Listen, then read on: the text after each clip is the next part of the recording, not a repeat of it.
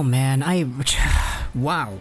This video is gonna have two flavors to it because the Canucks fan in me is just so stoked that this team has legitimately started winning, and they've done so in games that they have given up the first goal, where they choke away the leads. They're actually going out there and getting 2 points a game. What in the world? The Vancouver Canucks, if you take a look at the NHL standings, they are now back up to 500 on the year. 34 games played, 34 points. They've won 4 in a row. They're 8-2-0 in their last 10. Meanwhile, the Montreal Canadiens showing us all off again that their systems, dude, their overtime systems, they just don't work. What's going on here? Starting off overtime with Dano, with Byron, with all the guys who are out there. Meanwhile, Vancouver is barely touching the puck. They're barely getting any chances, and when they do, they cash in. This game was absolutely bananas over here, and I just wanted to give a few thoughts because that's kind of what we do on this YouTube channel, isn't it? This one was a really interesting game to start off because Jimmy Vesey was the man around town who had his debut here, playing with JT Miller and Jake Virtanen on what the Canucks defined on their Twitter account as the top line. Really interesting to see him come in. I thought he actually played a pretty good game. He had some really good plays on the board, he had some very nice setups, and I thought he just did an overall very good job stepping into the role as to what Tanner Pearson was supposed to do, because Pearson is going to be out for a while. 4 weeks or something like that's the recovery time. Absolute madness what has gone on with that. But for Vancouver, this one started off absolutely terribly because the Vancouver Canucks went shorthanded, as Antoine Roussel, in his grand return, got a weird tripping call on Nick Suzuki. This one, honestly, I thought it was a trip when watching it live, but on the replay, I was like, oh, that wasn't really that much of a trip. Suzuki was kind of falling down anyways, even before Roussel got contact there. So the referee's a little bit of an oopsie over there, and Jeff Petry is able to do what he's done all year against Vancouver. He drives one to the net, it bounces off of the post, and Corey Perry is right there on the rebound to put it in. It's 1-0 Montreal early. And I said it in our Habs are mediocre video, man. Corey Perry has legitimately been one of the more clutch and just in-the-moment players the Habs have in their lineup, so the fact that he gets one here, not surprised. He's out there as the net front, garbage goal kind of presence, and it gets it done here. 1-0 Montreal early on. Speaking about that Jeff Petry, though, he actually looks really good starting off the game. There was a play where Bo Horvat tried to find Nils Hoglander in front on a rush, but Jeff Petry was there to lift the stick and neutralize the play to safety. So Petry, as he has been doing pretty much the entire year, he does some very good plays at both ends of the ice. The Vancouver Canucks also get a power play where they use Jimmy Vesey, and I like that. I like having Jimmy Vesey as the brand new guy actually get these opportunities. However, the first unit, they don't do anything. The second unit, they don't do anything either. And there was a 2-on-1 shorthanded chance for Montreal, which was actually deflated pretty well by Tyler Myers blocking the passing lane and Demko stopping Yoel Armia. The first period also had a Brandon Sutter almost kind of goal where he was in tight. He tried to wrap it around Jake Allen, but a great save in front there by the Habs backup netminder. The rest of the period, though, it's kind of scrambly. Don't get me wrong, there are some chances there. Tyler Toffoli almost scores like 3 times. One was a centering cross-crease pass from Suzuki that was shot wide. Petry had some really good chances as well at the very end of the period.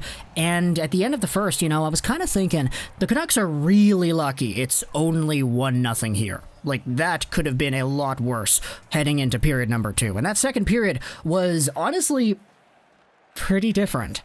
Because right off the bat, it's Antoine Roussel who hustles along the Montreal half-boards. He chops it to the front of the net, and Adam Gaudette is right there to pot it in. It's a 1-1 game. Oh man, it's tied. Gaudette, the hockey god, he's literally out here as one of the most snake-bitten Vancouver Canucks on the year. He's finally starting to score now. First, it was the other night, and now he gets one again here against Montreal to tie things up. The Vancouver Canucks are looking really good to start off the second. There's some good shots, good rushes. Tyler Mott had a nice 2-on-1 setup from Jake Virtanen, and as the pressure mounts up, the Canucks get their shots. All of a sudden, it's Nate Schmidt who takes the pass at the point. He sends one to the goal, but it's kind of wide, it's tipped, and it's in. Nils Hoglander with the tip in front. What a beautiful, beautiful goal. Bo Horvat acting as the other screen there to disallow Jake Allen from seeing that one all the way through. It's 2-1 Vancouver. The Canucks have themselves a lead after giving up the first goal in the first period. 2 quick goals here in the second. This one, absolutely incredible here for Vancouver. However, the chances start amping themselves up afterwards. It's Montreal with some pressure. It's Vancouver with the chances as well. At the halfway mark of the game, it's a really good offensive shift by the Vancouver Canucks. They have the puck, they're cycling it, they're getting chances, they're getting rebounds. Edler had a shot that rebounded, and Jake Virtanen hit the post. So, yeah, nice one, Jake. And then you had a Tyler Toffoli breakaway that got stopped by Thatcher Demko. Okay, yeah, you cannot be giving up breakaways to Tyler Toffoli and Josh Anderson specifically. These two guys, you cannot be doing that. Thatcher Demko out here making saves and stopping Toffoli once again because, yeah, he's kind of got to get vengeance after what Toffoli was constantly doing to the Vancouver Canucks earlier on in the season. We also had Quinn Hughes. He loves to ego challenge, man. He's always going out there, slipping and sliding and turning and woozing around people. And guess what? You have a young defenseman on Vancouver that loves to do that kind of stuff. Look who does that on the other end. Alexander Romanov takes the puck. He dangles right through the Canucks D, tries to get a fast break on Demko, and he actually draws a penalty on the play. Monkey see, monkey do. Alexander Romanov showing off his skills as an offensive potential breakout star. On the power play, though, the Canadiens actually give up one to Tyler Mott. He ends up taking a shorthanded breakaway-ish kind of thing that gets stopped up. There are 2 Habs that are like kind of right on him the entire time. Montreal started warming up the bus afterwards, though, as the end of the second saw a few really good Montreal tips and shots. Gallagher, for example, he had a one-on-one versus Demko. He wasn't able to get it to go because Travis Hamonic was there, blocking off the shot in front. And ultimately, the Vancouver Canucks kind of go out unscathed here. They have the 2-1 lead at the end of the second, and the third period is even more crazy. Because this third period kind of started off looking like the Habs were just completely defeated. You know, Howerluck had a cross-crease to Sutter who didn't see it. Mott had a really good play as well. Canucks were really aggressive in the neutral and the offensive zone, and the Habs just couldn't get it. With control in the Canucks zone for a good 3 or 4 minutes. It's a little sloppy, and sure, we have some Kotkaniemi and Drouin razzle-dazzle that I like a lot, but the Habs eventually start picking it up, though, about the halfway mark of the third period. Good zone time, good pressure. Suzuki had a chance in front. The play comes back the other way, and eventually it's Travis Hamonic, who fans on a shot in the Habs zone, and Toffoli gets a fast break. He can't beat Thatcher Demko, but dude, Tyler Toffoli could have scored 3 or 4 times in this game. It's not even funny. Eventually, with a few minutes left, the Montreal Canadiens take a penalty. It's Jesperi Kotkaniemi who high sticks Tyler Mott. And the Vancouver Canucks in their own power play almost completely blow it. It's Hoglander in his own zone on the power play, gets stolen away, and the Habs get a great scoring chance short-handed. Romanov, what a shot, barely handled there by Thatcher Demko. But after the play, things get a little bit weird because Tyler Toffoli is right there on the doorstep, and look who it is. It's Jake Virtanen. Comes over there, trying to defend for his goaltender, I think, and, Toffoli throws a little shove. Tyler Myers kind of gets the headlock over Toffoli, and Jake Virtanen kind of punches Toffoli. He goes to the box, roughing. Oh no, what was that? Jake, shotgun Jake, you cannot do that. You absolutely cannot do that, and the Habs have a power play. The Canucks killed it off, and in this span, things get absolutely crazy. Edler has to leave because he blocks a shot. Tyler Myers afterwards, he gets downed because he blocks a shot as well. Canucks defense absolutely getting pounded over here with shot pucks. And then with a few minutes left, it's Tyler Mott who throws the puck over the glass. And yeah, that's a penalty. Oh man. There's a little bit of arguing going on because, was it tipped off of a stick or whatever? No, that was clean out. Tyler Mott, just unfortunate. He throws it over the glass, and Nick Suzuki afterwards wins the draw, shoots it on goal. Tie game, it's 2-2 with a few seconds left. And, as a Habs fan, I'm sitting here thinking, it would just be so crazy if the Habs actually won. But you know what? I don't think it's going to happen. I don't think they're going to win because Montreal in overtime has been so bad.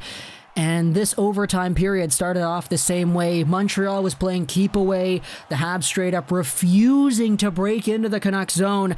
And, you know, after the Canucks steal it, Quinn Hughes comes in, he tries to wrap it around, and the Habs steal it away and they get a break. Oh my gosh, it's Josh Anderson coming in. What's going on behind the play, though? The Vancouver Canucks get interfered with in the neutral zone. No call. Anderson has a breakaway on Demko, and he shoots it over the net. Oh my goodness, Josh Anderson. Boy, he has a chance to finally break the streak of 8 straight overtime shootout losses, but no, he doesn't get it here. Eventually, it's Hughes to Miller, who comes in, toe drag, backhand. Oh my gosh, what a goal. JT Miller gets his second overtime goal in like 3 games, and this one is a Vancouver victory. Another loss in overtime by Montreal. Josh Anderson on the bench breaks his stick in frustration right there. I thought, you know, in my honest, unbiased Canucks Habs fan opinion, I think Vancouver should have won this one. I think they were the better team, but like, dude, the Habs were close. They were really close. Like, I know Josh Anderson kind of shot it way too high, but like, just a few more feet down, that would have been a goal, dude. Josh Anderson, one of the top goal scorers on this team, can't get it done in the breakaway in overtime when it counts, and the Vancouver Canucks take this one 3-2 in overtime. They've won 3-2 overtime or shootout games way too much of this season. But they get another one here over Montreal. The Habs fall 4 straight losses, and that North Division is looking really tight, dude. 1 point behind Montreal now, the Canucks are. And you have Calgary with their win earlier as well. Things are getting super tight over there. I just don't know what's going to happen with this North Division, dude. That 4th spot is getting absolutely intense now. Talk to me in the comments what you thought about this game. I hope you enjoyed this video. Josh Rolls 99. And bye.